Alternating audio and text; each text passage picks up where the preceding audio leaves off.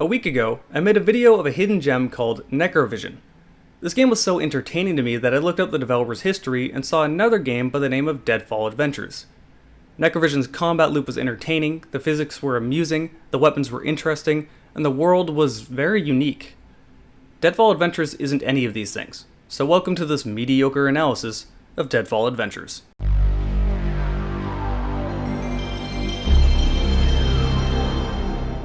Hey everyone, Jarek the Gaming Dragon here. If you're already subscribed to this channel, be sure to click that bell, otherwise YouTube won't notify you that I posted anything. And if you aren't subscribed, consider subscribing. But yes, Deadfall Adventures. So what about this game ended up so boring compared to Necrovision? Well, Necrovision was incredibly unique, felt like no other game I had played. The weapons had different handling from any other game I had played. The ragdoll, including the kicking mechanic, didn't really feel like anything else specifically. The bizarre World War I universe it was set in was something I hadn't truly seen before. Closest I had seen was The Darkness 1. And the plot got so absurd that you just somehow managed to stay very invested in whatever the hell was going on. Deadfall Adventures instead feels more like an attempt to go mainstream, to try to copy what every other game has done before, but do it worse. Deadfall Adventures came out on November 15th, 2013 for both PC and Xbox 360. It came out almost a year later in October of 2014 for the PlayStation 3. The game takes place in the Alan Quatermain universe, which I can't really speak a whole lot about. This was an 1885 novel and I don't know anything more about it. What I do know is that you play as the great-grandson of the main protagonist of that book, Alan Quatermain, the character in this game being James Lee Quatermain. James's goal is to escort a US agent as they travel to Egypt, then the Arctic, and then South America looking for the Heart of Atlantis. It's never really specifically stated what the Heart of Atlantis does, but you do know that it gives whoever has it a lot of power, so you have some incentive to stop someone else from getting it. You have a spy who's leaking you information, so the game starts in Egypt with you trying to meet up with this spy. Well, in very little time you'll find out that the spy is a double-crosser working for the Nazis. Oh yeah, also this universe happens during World War II, so you end up fighting Nazis, Soviets, and people from the Middle East. Just a little thing to throw in there. So your spy turns bad, he wants to get the Heart of Atlantis, and that's basically the entire story. Throughout all this, they try to do some character development between the main protagonist and the US agent you're escorting, and it turns into this kind of romantic thing, but not really romantic thing. The romantic part is obviously there, but they don't really go anywhere with it, and I guess I'm kind of relieved because it would have been incredibly cheesy. I mean, hell, at one point in this game, all you had to do to convince her to do something was literally compliment her ass. See if I can find Hagen. Are you crazy? We have clear orders. Yeah, and I'm a real follow orders kind of guy. Hagen saved your well-shaped ass in Egypt, remember? We owe him. Time to improvise. You stay here, analyze that star map.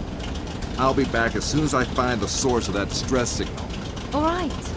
You had me at well shaped. Wow, just compliment her ass, and then she doesn't give a fuck about what you do. So even though the writing could be a lot worse, it's also really not very good either. Similar thing could be said about the voice acting. It's not great or bad. The one thing I actually can compliment this game for are the graphics. This game came out in 2013, and although it doesn't look like the next Crisis, it does look pretty decent for that time frame. The game has a good art direction to it. It has a heavy inspiration from things like, say, Indiana Jones, and that really stands out, but not in a bad way. None of it looks particularly amazing, but it certainly doesn't look bad either. I would say it looks slightly above average for that time. With that said, character models and animations are more on the mediocre side like the plot. But at least the PC version ran exactly as it should. I didn't have to do any workarounds to change my FOV or make it run as it was supposed to. I installed it, and I was able to play the game without really doing anything. The gameplay, however, is where I start having some of my issues. It's just so boring. This game has two elements to it. Since it has a heavy treasure hunter vibe, there's a lot of puzzles, but none of these puzzles are done particularly well. They're either boring or just confusing in a bad way. Vast majority of these puzzles are just push buttons in a specific order, shine a flashlight at something in a specific order, put cups of water into something in a specific order. And this order is usually something just written on a notepad you have. Not a whole lot of thinking going around there. In order for a puzzle to be good, it has to do two different things. The puzzle needs to make sure the player feels rewarded when they find the solution, and to just feel like the player was being dumb in general, instead of saying the game was at fault. And more importantly, and this is something this game failed horribly at, the puzzle needs to show the player the end goal, while also not giving away the puzzle. Far too often in this game, I came across a puzzle and didn't know what the end goal was, which complicates things horribly. You need to know what you have to do, but not know how to get there. This makes the path of figuring out the solution far more rewarding when you actually get to that solution. You want the player to feel smarter than they did just a few seconds ago, not agitated because they didn't know what they were supposed to be doing. Keep in mind, there is a very big difference between not knowing what you're supposed to be doing and knowing where you're supposed to go without knowing the solution. Not one puzzle in this game was rewarding to me. They were all either boring, generic things that didn't require any thought, or confusing because it just didn't show me what I was supposed to be working towards. There was an extra brand of bad puzzle in this game that really got me frustrated. Not because it was too complicated or convoluted, but because it did the previous problems we talked about, not making the player feel smart, making the player feel like it was the game's fault, having the puzzle not clearly show what the end goal is supposed to be, but it also added an extra layer of making the player incredibly impatient. These specific puzzles I'm referring to put the player on a platform, and you can spin the platform or raise it up and down by pulling a lever. The problem with this is that pulling the lever and making the thing spin actually takes time, and when you're trying to just figure out what the whole puzzle is supposed to be to even begin with, the last thing you want to do is sit there spinning the fucking platform over and over trying to figure it out. Players don't want to wait, and when you're sitting there just waiting for animations to end when you want to just simply do the puzzle, that gets me incredibly annoyed very quickly. These specific puzzles are definitely the lowest point of the game, and Deadfall would have lost nothing by removing them. These puzzles ended up just being a task and tedium to break up the combat rather than something actually entertaining. And my viewers apparently agreed, because every time I came across these puzzles, my Twitch viewership would drop by about half. For those of you that showed up to my Twitch, I guarantee you this game was not any more entertaining to play than it was to watch. So how's the combat? Well, it's not bad, but certainly not good. The only good thing I can say about the combat is that the weapons were at least very unique and interesting. You don't see a lot of the weapons in this game in other games. And I love that. I don't want to use the same MP40 or the same STG, the same M4. I know it's not a World War II gun, but you get my point. I don't want to use the same guns every game. I want something to spice it up. This game at least does that, but nothing else is particularly good.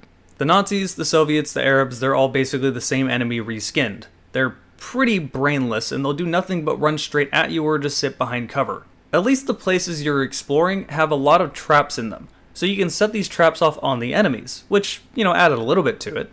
But the enemies are so brain dead they'll just run straight into them anyway. These enemies also don't really do much damage to you, so you're almost never in harm's way. This is made worse by the fact that you can level yourself up. Since this game has a big treasure hunter vibe to it, there's usually small puzzles throughout these maps. You solve these puzzles, you get a piece of treasure, and then you can use that to upgrade your character. There are 3 different skill trees.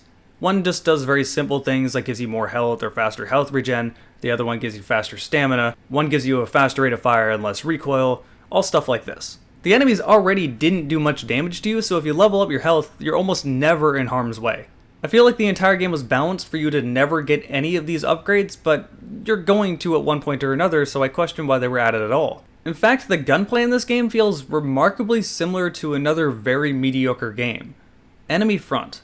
Even the animations seem somewhat similar. That's really not something you want to have your game compared to because everyone thought Enemy Front was just kind of a boring game. Not a bad one, just run-of-the-numbers, run-of-the-mill, boring shooter. We've all played this before. At least this game does have some things to spice it up like the traps, but not a whole lot. The only real deviation in the combat are the enemies you're going to be finding in these temples. You are going to fight old things like mummies, and you can't just shoot them, you have to do it Alan Wake style, by shining your flashlight at the enemies until you're able to shoot them. This sounds interesting at first because at least it'll break up the tedium of just shooting the same enemies over and over again, but quickly it becomes even more tedious than just shooting the regular enemies. On top of that, Alan Wake already did this, but way better. Like, if this is what you want, go play Alan Wake instead. It's a much better game. It's made even worse by the fact that these things are not spread apart very evenly. You'll fight many of the same enemies one after another, before fighting many of another enemy, one right after another. Overall, the combat doesn't feel very satisfying, and by the end of the game, I was just feeling incredibly bored. I just wanted to beat the game and have it done so I could make this video.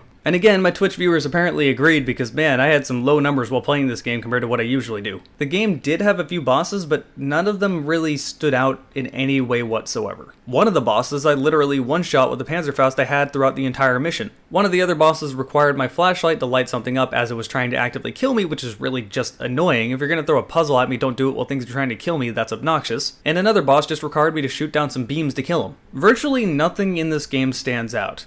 It's a game where it's not necessarily bad on a fundamental level, But if you're a human being, you are going to be amazingly bored while playing this game. I streamed it for about 4 hours the first day, and I had no motivation to go back and play it again. I only did because I was going to make a video on it. If I didn't plan on making this video, I definitely would not have streamed the later half of this game. It's a bit disappointing with how fun Necrovision ended up being.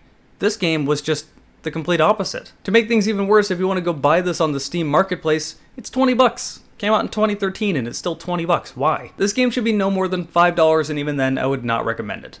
This game will last you around 7 hours. Usually that would be a good thing because, well, it's a perfectly fine length for a game, but again, by the end of the game, you just kind of want to end up beating it, so this ends up being a negative thing for it. If you look at the Steam reviews, quite a few of them say, I really need a neutral button, because it's not good and it's not bad, so you don't want to downvote it, but also you don't want to upvote it.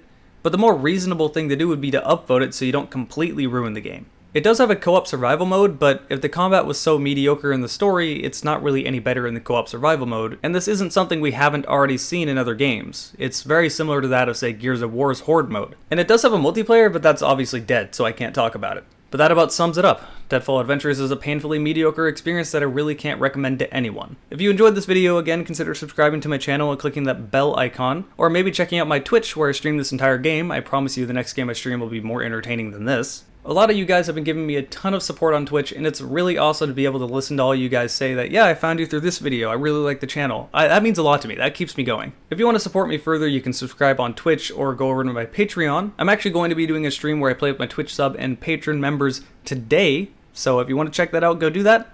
Thank all of you for watching, and hopefully I'll see you over on my Twitch.